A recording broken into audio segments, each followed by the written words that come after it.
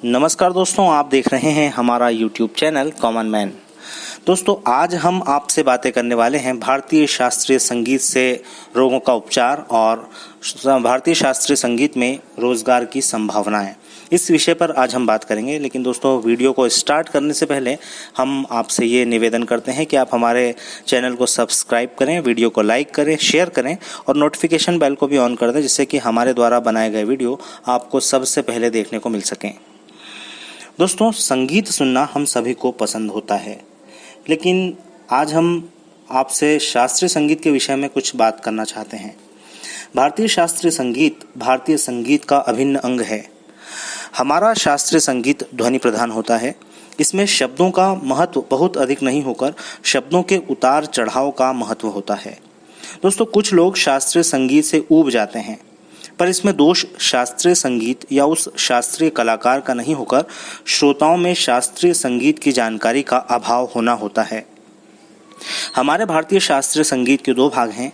एक है भारतीय शास्त्रीय संगीत, जिसे हम हिंदुस्तानी संगीत भी कहते हैं, और एक है कर्नाटक संगीत। भारतीय शास्त्रीय संगीत का उद्भव उत्तर भारत में हुआ, जबकि कर्नाटक संगीत का जन्म दक्षिण भारत में हुआ है। भारतीय शास्त्रीय संगीत में श्रृंगार रस प्रधान है, जबकि कर्नाटक संगीत भक्ति रस प्रधान है। मित्रों, यह किंवदंती है कि जब समुद्रगुप्त वीणा वादन करते थे तो उसके उपवन में वसंत ऋतु का अनुभव होता था। कनाडा में तो वर्तमान में भी गायों को संगीत सुनाकर उनसे अधिक दूध प्राप्त किया जाता है। मित्रों, वर्तमान जीवन शैली भले ही हमें भौतिक सुख प्रदान करती है, किंतु उक्त जीवन शैली कई बीमारियों को भी जन्म देती है, जिन्हें वर्तमान समय में लाइफ स्टाइल डिसीज यानी जीवनचर्या में बदलाव से उत्पन्न हुए रोग कहा जाता है। ऐसे में कुछ समय निकालकर यदि हम संगीत सुने तो यह हमारे शारीरिक व मानसिक स्वास्थ्य के लिए बहुत लाभप्रद होगा, क्योंकि संगीत शरीर के आंतरिक रूप से जुड़ा हुआ माध्यम है। इसी कारण संगीत का प्रभाव केवल मस्तिष्क पर ही नहीं बल्कि पूर्ण शरीर पर पड़ता है। संगीत केवल मनोरंजन का एक साधन ही नहीं है, बल्कि यह हमें आनंद की अनुभूति करवाता है और कई बीमारियों का इलाज करता है। और यह भी कहा जाता है कि यदि हम प्रतिदिन संगीत सुनते हैं तो वह हमारे शरीर की बीमारियों को समाप्त करता है और शरीर में बीमारियों को होने ही नहीं देता है। दोस्तों, सहज और मधुर संगीत हमारे दिल की धड़कनों को सामान्य रखने में सहायता करता है, जिसमें श्वास संबंधी समस्याएं स्वतः ही समाप्त होने लगती हैं और साथ ही ऑर्थराइटिस, ऑस्टियोपोरोसिस जैसी बीमारियों से भी संगीत सुनने में लाभ होता है। संगीत सुनने से हमारे शरीर में एंडोर्फिन हार्मोन्स का स्त्राव होता है, जिससे पीड़ा में राहत मिलती है। दोस्तों, वेदों में संगीत को मोक्ष प्राप्ति का सर्वोत्कृष्ट साधन माना गया है। ऋग्वेद में गाधपति नामक संगीत चिकित्सक का वर्णन आता है। सामवेद, जिसे शास्त्रीय संगीत का वेद माना जाता है, इस वेद में रोग निवारण के लिए राग गायन का वर्णन मिलता है। वहीं अथर्ववेद में ऋक्, यजुष और साम के ऐसे मंत्र हैं जो जीवन और स्वास्थ्य से संबंधित हैं। दोस्तों, यही विज्ञान की बात यदि हम करें तो बीमारियों का इलाज अब केवल दवाइयों से ही नहीं बल्कि संगीत के माध्यम से भी वर्तमान समय में बहुत सी बीमारियों का इलाज किया जाना संभव माना जा रहा है। विज्ञान भी यह मानता है कि प्रतिदिन 20 मिनट अपनी पसंद का संगीत सुनने से मानसिक शांति के साथ साथ बहुत सी बीमारियों से छुटकारा प्राप्त होता है। संगीत मकरंद ग्रंथ में नारद द्वारा रागों के उतार चढ़ाव के मानव शरीर पर पड़ने वाले प्रभाव का वर्णन मिलता है।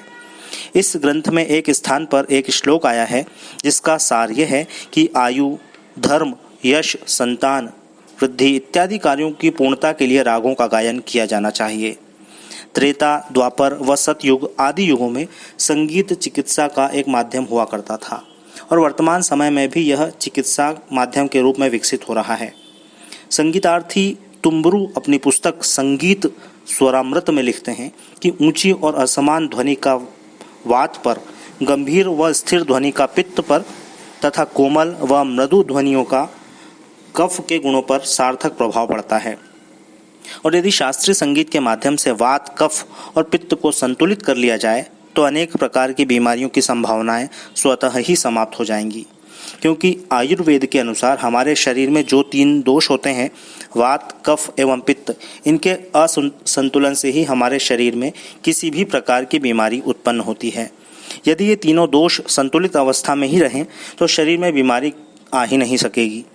दोस्तों, जिस प्रकार से किसी ग्रह विशेष के प्रभाव से ही कोई बीमारी उत्पन्न होती है, तो उसी प्रकार हर ध्वनि, सुर व राग का संबंध किसी न किसी ग्रह से होता ही है। गंधर्व वेद, जो कि उपवेद कहा जाता है, वह तो संगीत पर ही आधारित है, जिसमें रोगों के उपचार हेतु संगीत का उपयोग किए जाने का वर्णन है। प्राचीन ग्रंथों के अनुसार यदि किसी व्यक्ति को ग्रह विशेष से संबंधित रोग हो और यदि उस व्यक्ति को उस ग्रह से संबंधित राग, सुर, ध्वनि अथवा गीत सुनाए जाएं तो वह व्यक्ति शीघ्र स्वस्थ हो जाता है। दोस्तों, अब हम बात करते हैं कि किस रोग के निवारण के लिए किस राग का सुनना लाभप्रद होता है। तो सिरदर्द वर्तमान जीवन शैली से जुड़ी सबसे कॉमन बीमारी या समस्या माना जाता है। तो सिरदर्द होने पर राग भैरव सुनना बहुत लाभप्रद होता है। ब्लड प्रेशर भी लाइफस्टाइल डिसीज़ है, जो कि 2 प्रकार की होती है, उच्च रक्तचाप और निम्न रक्तचाप। तो यहाँ पर उच्च रक्तचाप की समस्या होने पर मंद गति का संगीत लाभप्रद होता है, वहीं निम्न रक्तचाप में तीव्र गति के रागों का संगीत सुनने से लाभ प्राप्त होता है। यदि रक्तचाप के रोग में सुने जाने वाले रागों की बात करें तो राग भूपाली की विलंबित व तीव्र गति में सुना एवं गाया जाने वाला राग माना जाता है। राग हिंडौल, पूरिया, कौशिक, कानड़ा, तोड़ी, पूर्वी मुल्तानी लो और हाई ब्लड प्रेशर दोनों प्रकार के रक्तचाप संबंधित रोगों में लाभकारी राग है। अस्थमा यानी श्वास रोग से संबंधित संगीत आधारित गीत व राग सुनने से लाभ होता है। भक्ति संगीत के प्रमुख राग हैं राग मालकोंस व राग ललित, जिनको सुनने से अस्थमा के रोग में लाभ होता है। डिप्रेशन भी वर्तमान समय की एक भयावह बीमारी के रूप में उभर चुका है, जो कि अत्यधिक तनाव, अपने निकटतम व्यक्ति की मृत्यु, अत्यधिक प्रेशर या किसी बीमारी के कारण हो सकता है। इस बीमारी में राग मधुवंती, राग ललित व राग केदार सुनना लाभदायक होता है। दोस्तों, संगीत सबसे अधिक मस्तिष्क को ही लाभ पहुंचाता है। यदि इस विषय में हुए अध्ययन को माना जाए तो इन शोधों के परिणाम कुछ इस प्रकार से आए हैं कि शास्त्रीय संगीत सुनने का अथवा अपने मनपसंद संगीत को सुनने के डिप्रेशन में कमी आती है और तनाव कम होता है। जिन लोगों की स्मृति यानी कि याददाश्त कमज़ोर होती है, उन्हें राग शिवरंजनी सुनने में स्मृति में वृद्धि होती है। वीणा व बांसुरी की ध्वनि लाभप्रद होती है। एनीमिया अर्थात खून की कमी होने पर राग पीलू सुनने से लाभ होता है। एसिडिटी में राग खमाज सुनने से लाभ प्राप्त किया जा सकता है। यदि किसी व्यक्ति को कमजोरी लगती है तो उसे राग जय जयवंती सुनना चाहिए, जिससे उसे लाभ मिलेगा। मृदंग और ढोलक की ध्वनि व्यक्ति में उत्साह का संचार करती है। हृदय संबंधी रोगों में राग सारंग व राग दरबारी सुनना चाहिए। नींद न आना वर्तमान में एक बड़ी समस्या का रूप ले चुका है, जिसे अनिद्रा भी कहा जाता है। इस रोग में अर्थात रात में नींद न आने पर राग भैरवी व राग सोहनी सुनने से नींद आती है और अनिद्रा रोग दूर हो जाता है। हड्डियों से संबंधित रोग होने पर राग यमन, कल्याण, नट भैरव, हिंडौल, जौनपुरी सुनना लाभप्रद होता है। घुंघरू और तबला भी मन को प्रसन्न करता है।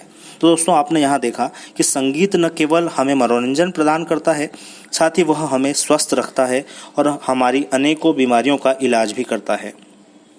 शोधों से यह ज्ञात हुआ है कि शास्त्रीय संगीत व अपना मनपसंद संगीत सुनने से हमारी कार्य क्षमता बढ़ती है, स्मरण शक्ति बढ़ती है, तनाव और बेचैनी में कमी आती है और पीड़ा की अनुभूति कम होती है। इसीलिए कई हॉस्पिटल्स जहां पर महिलाओं द्वारा बच्चों को जन्म दिया जाता है, तो बच्चों के जन्म के समय होने वाले लेबर पेन की अनुभूति को कम करने हेतु महिलाओं को डिलीवरी के समय संगीत सुनाया जाता है, जिससे उन्हें दर्द की अनुभूति कम हो। अतः हम सभी को दिन में कम से कम 20 मिनट तक शास्त्रीय संगीत अवश्य सुनना चाहिए।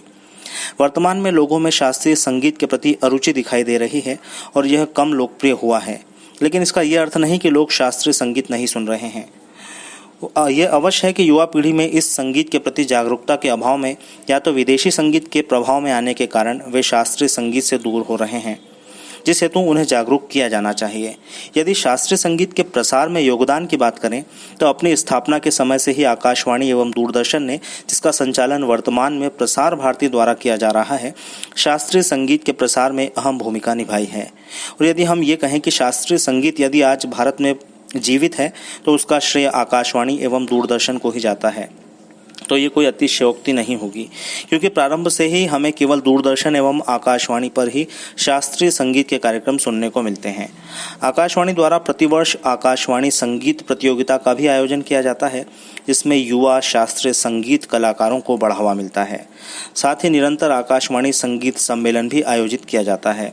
अब यदि हम बात करें कि हम शास्त्रीय संगीत कहाँ पर सुन सकते हैं, तो मित्रों, आकाशवाणी दिल्ली से प्रतिदिन रात्रि 10 बजे आकाशवाणी संगीत सम्मेलन कार्यक्रम का प्रसारण किया जाता है, जिसका आनंद आप सोने से पहले आकाशवाणी दिल्ली पर या आपके स्थानीय केंद्र जो कि उसका अनुसरण करते हैं अब उसे सुन सकते हैं। इसके अतिरिक्त आकाशवाणी द्वारा शास्त्रीय संगीत के प्रसारण हेतु एक स्पेशल चैनल रागम का भी प्रसारण प्रारंभ किया जा चुका है, जिसे आप दूरदर्शन की DTH DD फ्री डिश पर या AIR न्यूज़ मोबाइल ऐप पर भी सुन सकते हैं। इसके अतिरिक्त गूगल पर भी सर्च करके आप शास्त्रीय संगीत डाउनलोड करके भी सुन सकते हैं। तो आप अपनी पसंद का चैनल, समय व राग चुनें और उसे सुनें। इससे आप स्वस्थ भी रहेंगे, आपको मानसिक शांति भी मिलेगी और आपकी कार्यक्षमता में भी वृद्धि होगी। तो दोस्तों, मेरा आप सभी से और विशेषकर मेरे समस्त युवा साथियों से निवेदन है कि वे शास्त्रीय संगीत सुने, और यदि कोई युवा साथी इसमें रुचि रखता है तो वह इसे अपने कैरियर ऑप्शन के रूप में भी चुन सकते हैं, क्योंकि वर्तमान समय में शास्त्रीय संगीत के क्षेत्र में काफ़ी स्कोप देखा जा रहा है। साथ ही शासकीय एवं प्राइवेट स्कूलों, फिल्म उद्योग, आकाशवाणी, दूरदर्शन एवं अन्य देशी व विदेशी शिक्षण संस्थाओं एवं अन्य संस्थाओं में शास्त्रीय संगीत कलाकारों एवं शिक्षकों की आवश्यकता होती है। तो इसे आप एक करियर ऑप्शन के रूप में भी चुन सकते हैं, जिसके लिए उन्हें संबंधित विषय में दक्षता प्राप्त करना आवश्यक होगा। तथा इस संबंध में जानकारी हेतु आप किसी भी संगीत विशेषज्ञ एवं कैरियर काउंसलर अथवा शिक्षक से संपर्क कर सकते हैं। तो आप सभी शास्त्रीय संगीत न केवल सुने बल्कि अपने परिवार वालों, मित्रों और प्रियजनों को भी सुनने को कहें तथा इसके शारीरिक और मानसिक लाभ का आनंद प्राप्त करें।